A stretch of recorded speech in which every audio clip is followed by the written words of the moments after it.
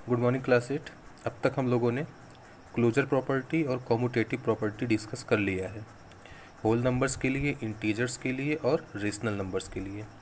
आज हमारा टॉपिक है एसोसिएटिविटी, मतलब एसोसिएटिव लॉ। तो ये थर्ड प्रॉपर्टी है और ये लास्ट प्रॉपर्टी है, ठीक है। इसको समझना है, बहुत अच्छे से समझना है बेटा।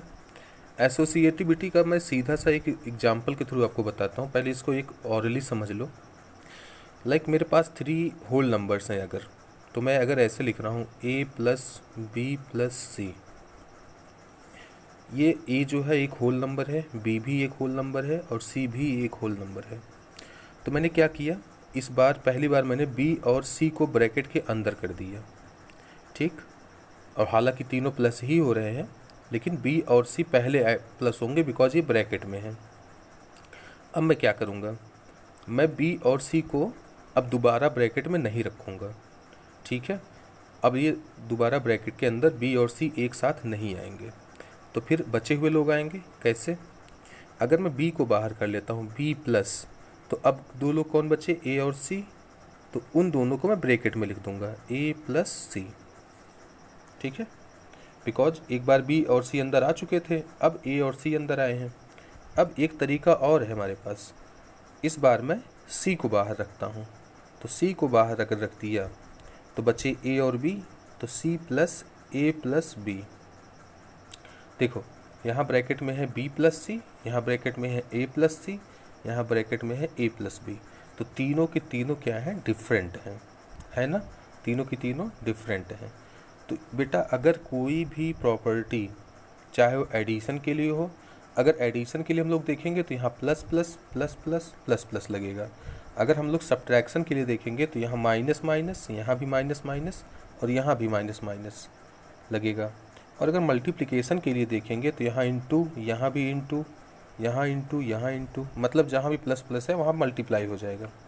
सिमिलरली अगर डिवीजन के लिए चेक करेंगे तो यहाँ डिवीजन और जहाँ प्लस प्लस है वहाँ डिवीजन का साइन लगा दिया जाएगा। तो बेसिकली यही रूल है जिसको हमें चेक करना है कि क्या ये हर केस में पॉसिबल है या नहीं है, ठीक है। तो ये तो एक ऑरल सा रूल हो गया। अब पहले हम लोग डिस्कस करते हैं होल नंबर्स को। और हाँ, जो प्रॉपर्टी होल नंबर्स के लिए होती है सेम टू सेम वही नेचुरल नंबर्स को भी फॉलो करती है, ठीक है। तो जिसको होल नंबर फॉलो करेगा, नेचुरल नंबर भी उसको फॉलो करेगा। तो पहला हम लोग जो डिस्कस करने जा रहे हैं वो है होल नंबर्स।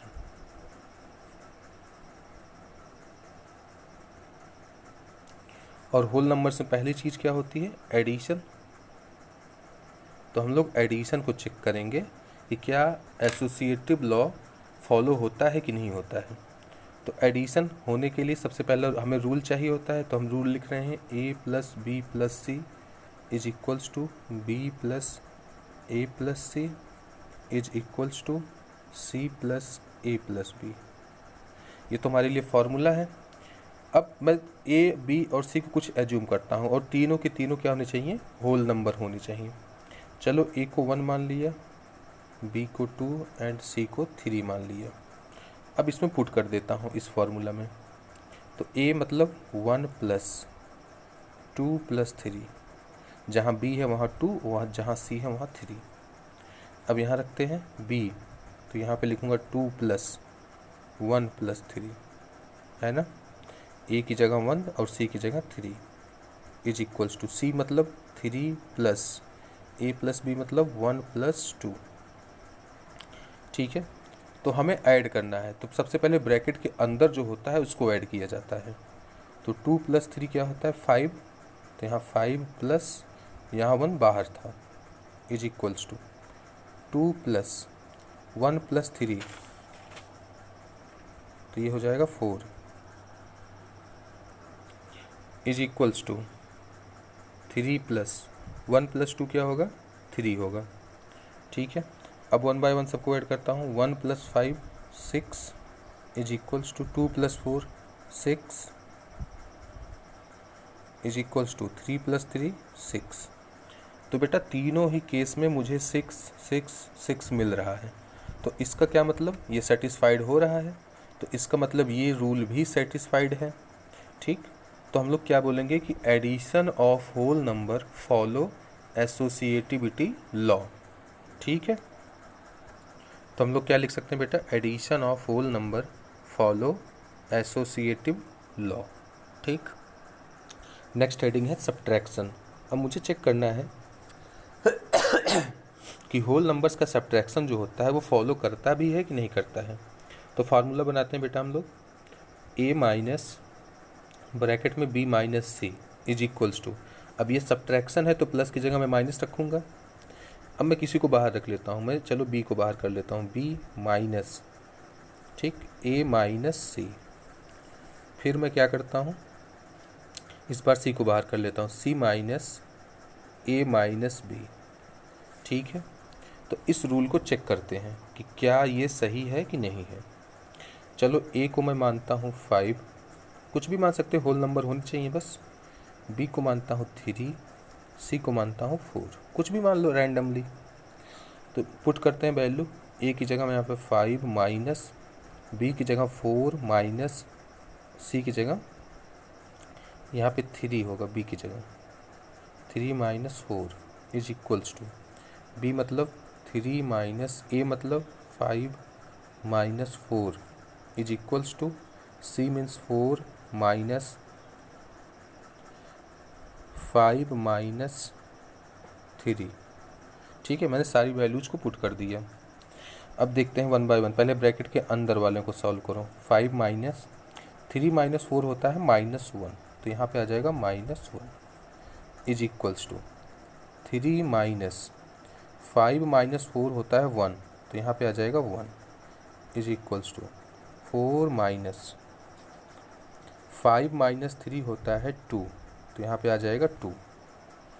ठीक है, अब सॉल्व करते हैं, 5 माइनस -1, तो ये हो जाएगा 5 + 1, और ये हो जाएगा 3 माइनस 1 मतलब एज इट इज़ ऐसे ही रहेगा। ये हो जाएगा 4 माइनस 2, तो ये 4 माइनस 2। 5 + 1 क्या आएगा, 6 आएगा। 3 माइनस 1 क्या आएगा, 2 आएगा। 4 माइनस 2 क्या आएगा, 2 आएगा। तो बेटा क्या 6 इक्वल्स टू 2 इक्वल्स टू 2, ये क्या सही कंडीशन है? तो 6 कभी 2 के इक्वल नहीं हो सकता, तो 6 इक्वल्स नॉट इक्वल्स टू 2। ठीक, तो जब एक भी कंडीशन में सेटिस्फाइड नहीं हो रहा है तो इसका मतलब जो हमने रूल बनाया वो रूल भी सेटिस्फाइड नहीं हो रहा है। ठीक है, तो सिंपल सी बात हम लोग क्या बोलेंगे बेटा कि subtraction of whole number does not follow associative law. तो मैंने लिखा है बेटा subtraction of whole number does not follow associative law. ठीक है, थर्ड हेडिंग है बेटा मल्टीप्लिकेशन। अब मुझे चेक करना है होल नंबर्स का मल्टीप्लिकेशन जो है वो एसोसिएटिव लॉ को फॉलो करता है कि नहीं करता है। तो मैं लिख रहा हूँ formula, a into B into C is equals to b into A into C is equals to c into A into B. ये फार्मूला आप लोग इजीली बना सकते हो, मैंने बताया था एसोसिएटिव लॉ में स्टार्टिंग में ही। अब a को मान लो 1, b को मान लो 2 और c को मान लो 3। वैल्यू पुट करते हैं, 1 into 2 into 3 is equals to 2 into 1 into 3 is equals to 3 into 1 into 2। ठीक है, 1 into 2 into 3, 1 into 6 is equals to 2 into 3 is equals to 3 into 2। 1 into 6 क्या हो जाएगा बेटा, 6 हो जाएगा। 2 इंटू 3 क्या होगा, 6। 3 इंटू 2 क्या होगा, 6। तो बेटा यहाँ भी 6, यहाँ भी 6, यहाँ भी 6। तो इसका मतलब मल्टीप्लिकेशन में जो ये रूल हमने बनाया ये फॉलो हो रहा है। तो हम लोग क्या लिखेंगे, तो बेटा हमने लिखा है multiplication of whole number follow associative law. ठीक है, लास्ट बचा है डिवीजन। डिवीजन के लिए मैंने फार्मूला बना दिया है बेटा, a divide by b divide by c is equals to b divide by a divide by c is equals to c divide by a divide by b। ठीक है, अब मैं कुछ ले लेता हूँ, इनको एज्यूम कर लेता हूँ। मैंने a को 10, b को 4 और c को 2 एज्यूम किया है, तो यहाँ पे वैल्यू पुट कर देते हैं हर एक इक्वेशन में। देखो बेटा मैंने वैल्यू पुट कर दी है, ए की जगह 10, बी की जगह 4 और सी की जगह 2। तो पहले ब्रैकेट के अंदर वालों को सॉल्व करते हैं। 4 डिवाइड बाई 2 क्या हो जाएगा 2, यहाँ 10 बाहर था तो 10 डिवाइड बाई 2 आ गया। यहाँ देखो 4 डिवाइड बाई 10 डिवाइड बाई 2 क्या होता है 5, यहाँ 5 लिख दिया। यहाँ आ जाओ 2 डिवाइड बाई 10 डिवाइड बाई 4 क्या होता है, ये होता है 2.5। यहाँ से 10 डिवाइड बाई 2 हमें मिल जाएगा 5, यहाँ से 4 डिवाइड बाई 5 मुझे मिल जाएगा 0.8, यहाँ से 2 डिवाइड बाई 2.5 मिल जाएगा, यहाँ से मुझे मिल जाएगा 0.8। ठीक है, अब आप बताओ बेटा 5 जो है क्या 0.8 के इक्वल होता है, नहीं होता है ना, तो ये कैंसिल आउट हो गया। तो जब एक भी कंडीशन सेटिस्फाइड नहीं हुई, एक ही कंडीशन सेटिस्फाइड नहीं हुई, तो हमारे लिए ये रूल भी सेटिस्फाइड नहीं होगा, मतलब ये रूल भी कैंसिल आउट हो जाएगा। ठीक है, तो हम लोग सिंपली क्या बोल देंगे कि division of whole number does not follow associative property. तो स्टेटमेंट है हमारा बेटा division of whole number does not follow associative property. Okay, तो इस तरीके से हमने होल नंबर को डिस्कस कर लिया। अब हम लोग डिस्कस करने जा रहे हैं इंटीजर्स को। मैंने नेचुरल नंबर इसलिए छोड़ दिए बेटा क्योंकि natural number as it is होता है जैसा होल नंबर होता है, तो जिसको जिसको होल नंबर फॉलो कर रहा है उसको नेचुरल नंबर भी फॉलो करेगा, और जिसको होल नंबर नहीं फॉलो कर रहा है उसको नेचुरल नंबर भी फॉलो नहीं करेगा। तो इसलिए हम लोग सीधा इंटीजर को डिस्कस करेंगे। ओके।